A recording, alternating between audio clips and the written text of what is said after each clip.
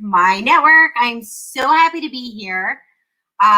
You may notice Destiny is not here, but I've got the amazing Gurpreet, and she's going to join me to talk about sales recruiting. Destiny was very sick last night, and so I'm sending her much positivity and healing vibes and hoping that she's going to be okay. Love Destiny. She's like the one person who sends me videos all the time about making sure I stay hydrated, and which I find super helpful because it's a problem, seriously.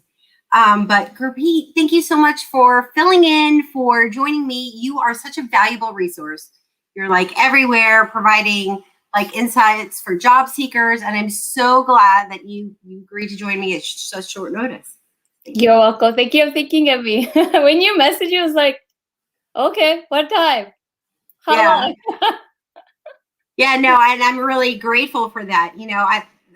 It's like it's the power of your network, right? When you can reach out to people and know that who are experts in various areas, who are the people to seek out for this kind of content or advice. And I know that this sales recruiting or recruiting as a whole, as well as helping job seekers, is something that you really focus on in what you're doing. So for those people who don't know about you and what you do and all that, why don't you share a little bit about who you are?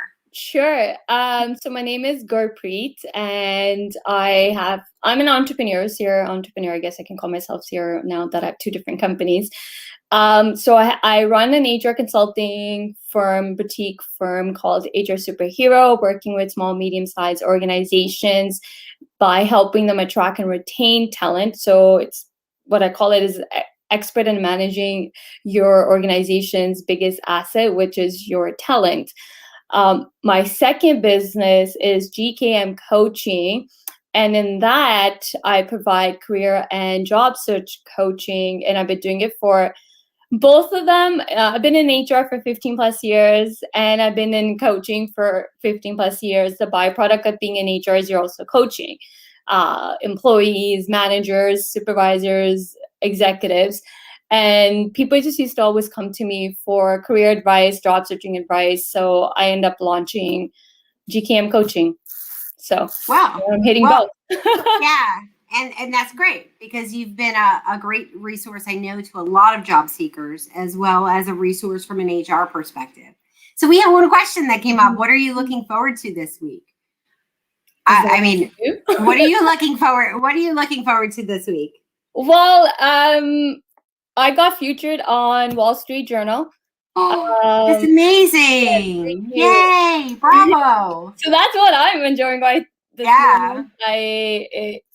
I got contacted by a reporter from Wall Street Journal last week, but I didn't make any announcement until the article came out last night. So I saw the article come out last night when I was tagged in it. And then, so yeah, right now I'm enjoying that moment. And that's the power of LinkedIn. Yeah, no, that's amazing. So when you get a chance, you'll need to drop it in the comments so people can see that article. That's so great. Yes. So what am I looking forward to this week? I am looking forward to doing social selling training. So in my organization, I've been working with like the new people who are coming on board, doing the onboarding. And so I've put together like an updated deck of like social selling in 2021. And so I'm pretty excited to like just present that later in the week and just like gather their insights, sort of the value of brand building. So it's sort of, ironic. Here you are featured. And I know that's because of your presence on LinkedIn. Yeah, right? It was actually a post I wrote, I think, a couple of weeks ago about why references should be eliminated from the recruitment process and the hiring process. Mm-hmm. It was actually that post. And then the reporter, first I thought it was a joke when the message came, and I was like, what? And then I read it carefully, and then I looked at there's a lot of scams going on. Yeah. Right? And then I looked at the profile, it seemed legit. I'm like, oh, okay, here's my number, call me. And then, no, it was legit. That's the other reason I a little bit waited to see the article come. No, but it was legit. It was a post I wrote about references. why it needs to be eliminated. And the reporter was doing an article on modern workplaces, and she thought it was very interesting to hear like my post and my perspective of why we should be eliminating reference checks from the recruitment process, hiring process. So that's how it came to be. And you know, a lot of times I believe in not following the crowd, instead set your own trends. And I think a lot of times we hesitate to question, why are we doing something this way? Just because it's done this way all the time doesn't mean that we need to continue those processes, right?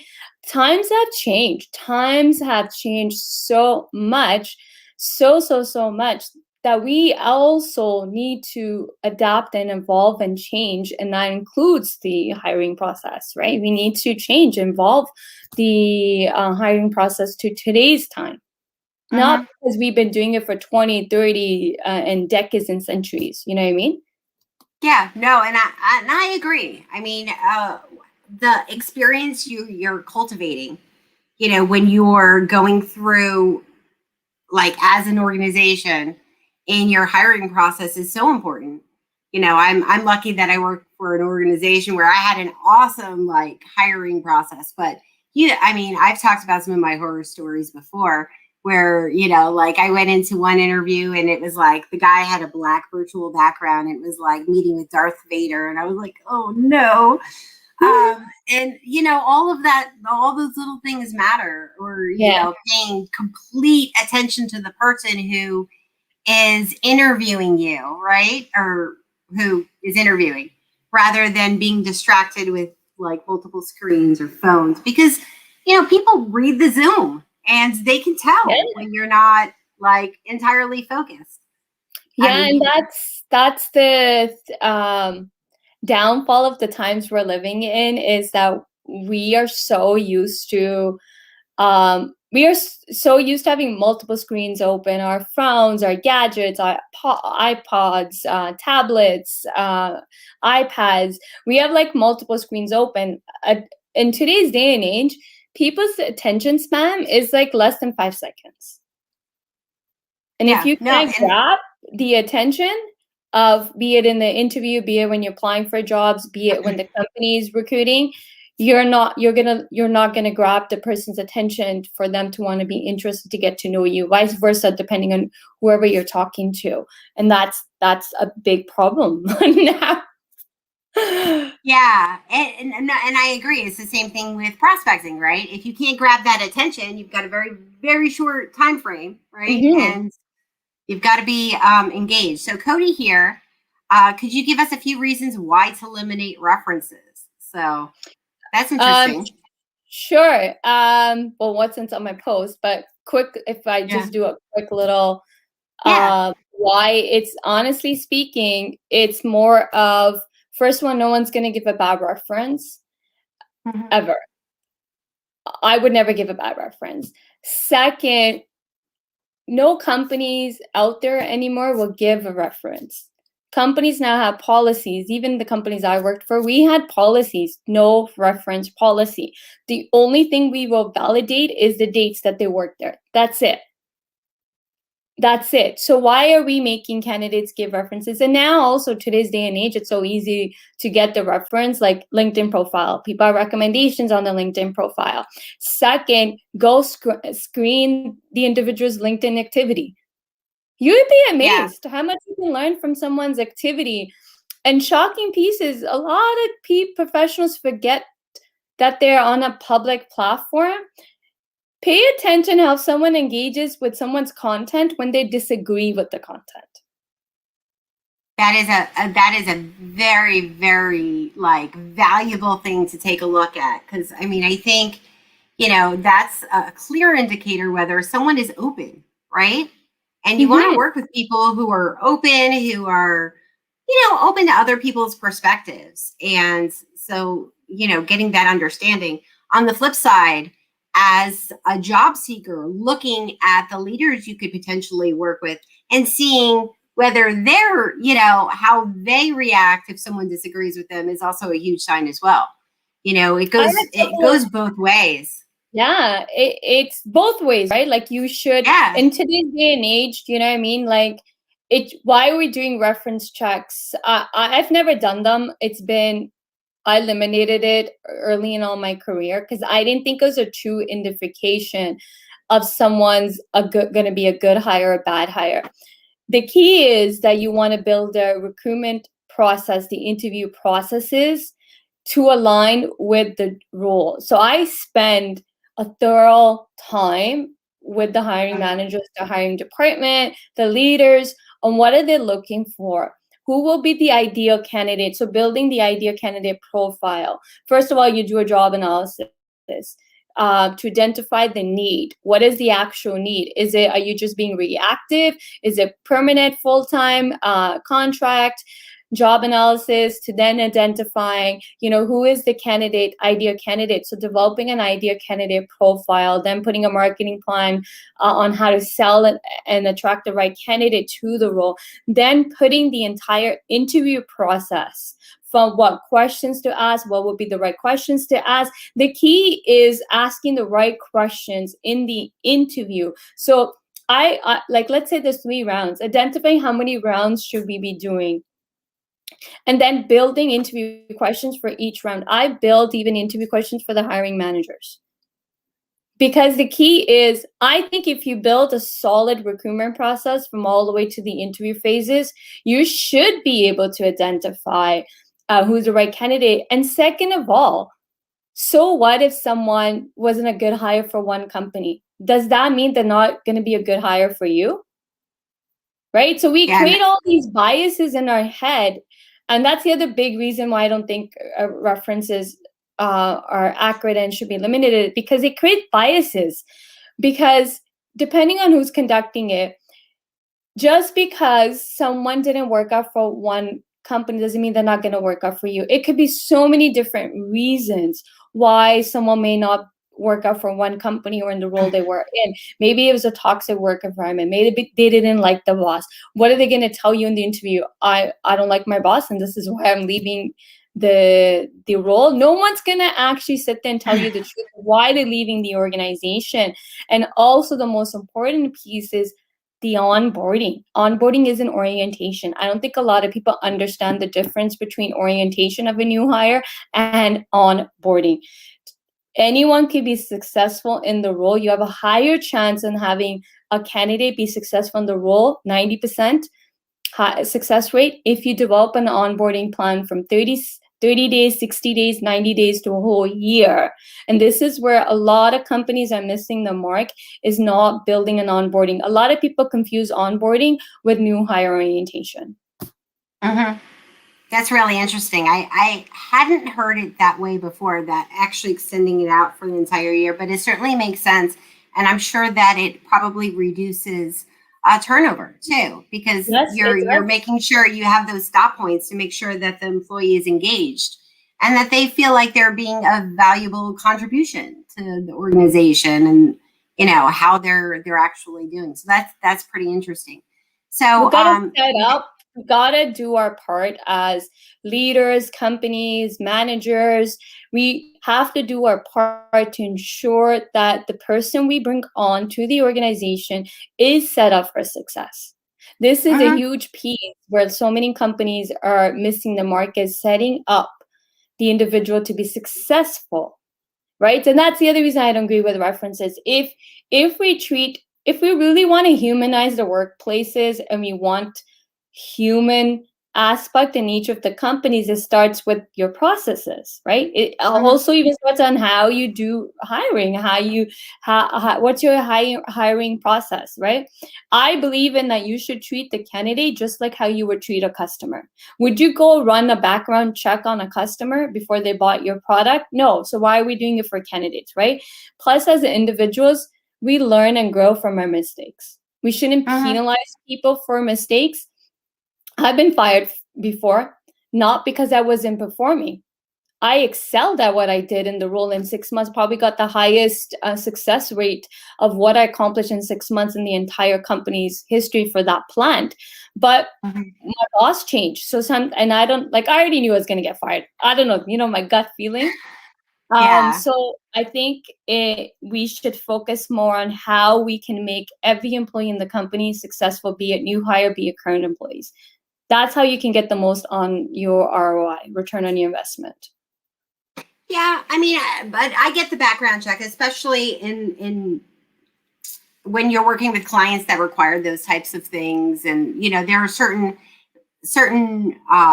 aspects where it's a required thing, and I get that. So I mean, it sometimes that's just the case in order to be able to work with certain organizations, right? And so I mean, I get that more than sort of the reference and some of the other things that I've seen out there.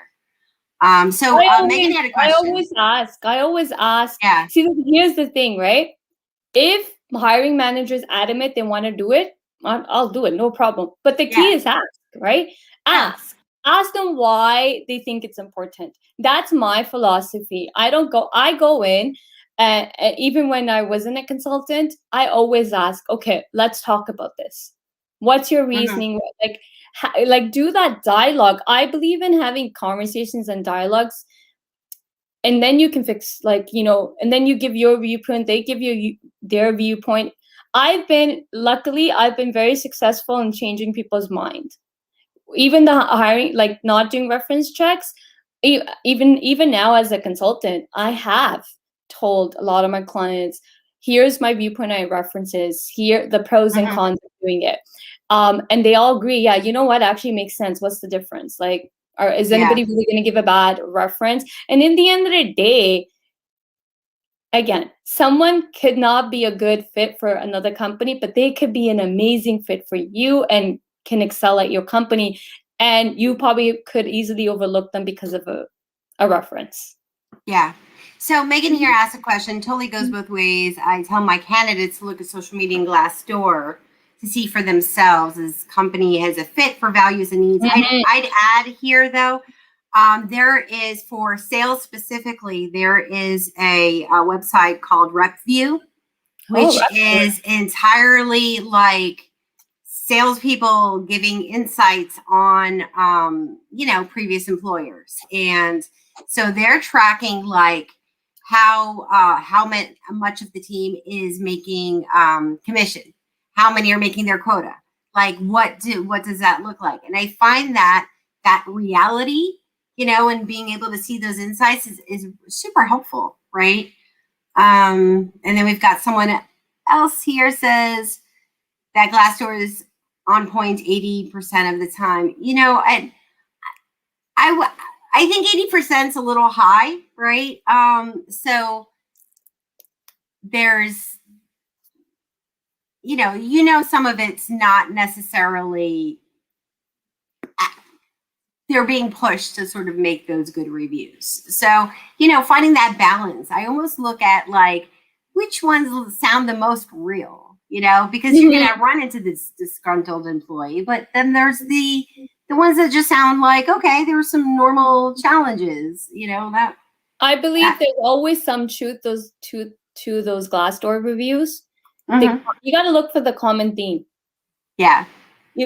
Of course, there's going to be people who are upset because they lost their jobs, right? But you got to look at the common elements. So if you go through, and I say this to my clients that are companies, organizations, even organizations are so quick to overlook the Glassdoor reviews. I'm like, okay, but no. If a customer wrote this, would you overlook it? Like, no, we would never overlook what a customer is saying. Oh, exactly. You should overlook what your employees and former employees are saying about the company, because there's some truth to what they're saying. But if you look through the Glassdoor reviews, there's some truth. Some I hate to quantify Glassdoor as 80% correct or 90% or 50%. Yeah, it's all about just reading it and find the common theme. If there's a common theme throughout the views where everybody's saying it's a toxic work environment, guess what? It's toxic work environment. Yeah. So, do companies still run credit reports? I mean, the background check in general, like I have to do it as a Girl Scout troop leader, right?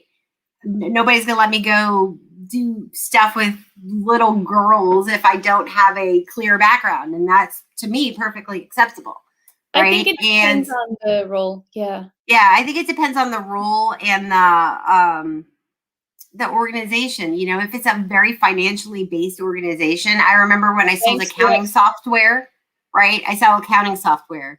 I need to not like have a bad credit report. You know, so like think about the industries that you're selling to, because there are certain requirements for different organizations for specific reasons. That totally makes sense, right? Yeah. So I think that's important to note.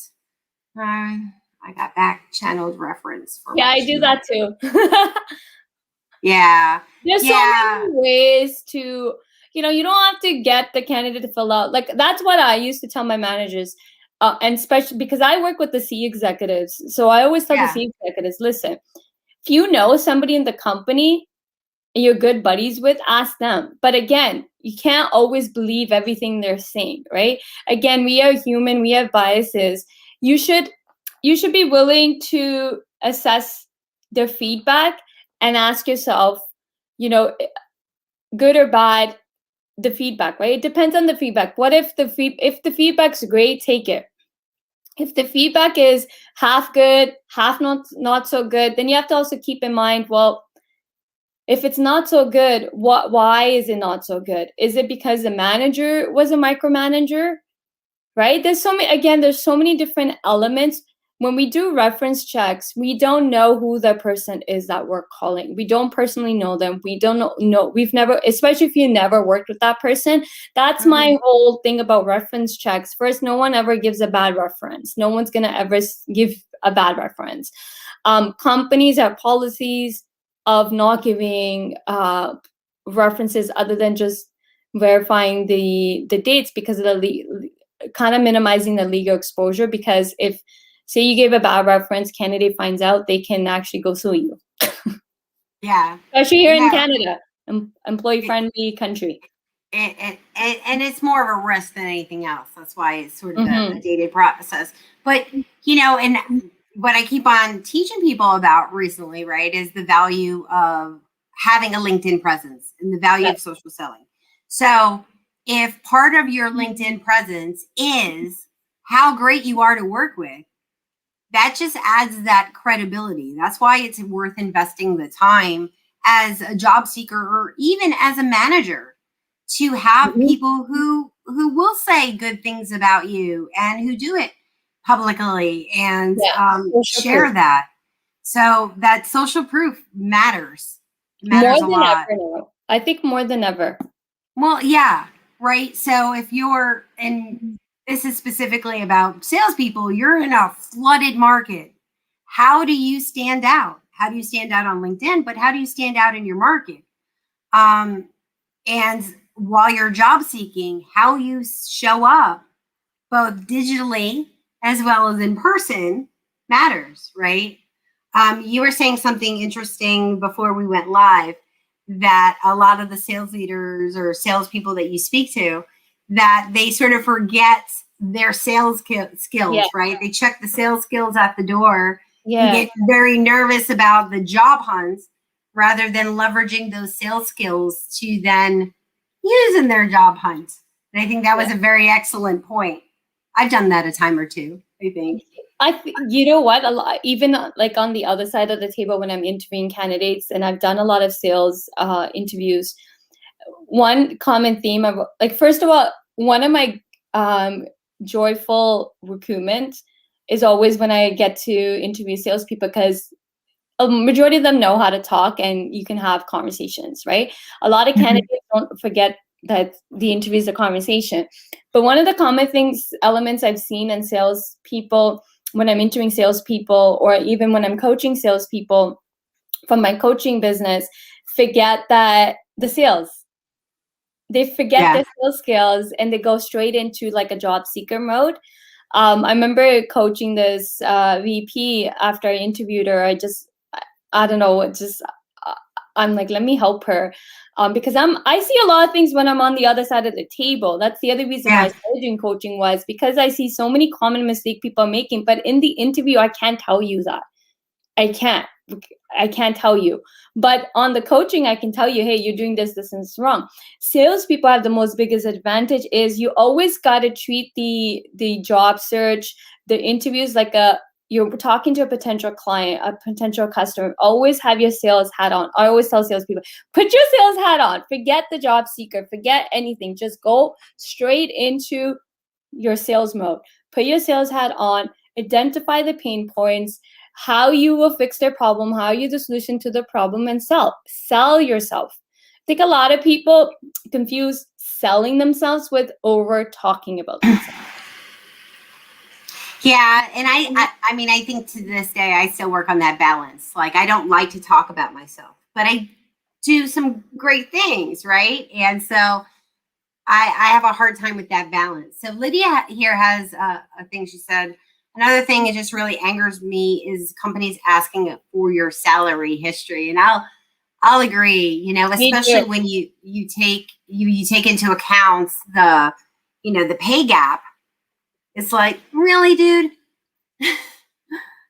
So what are your thoughts on that?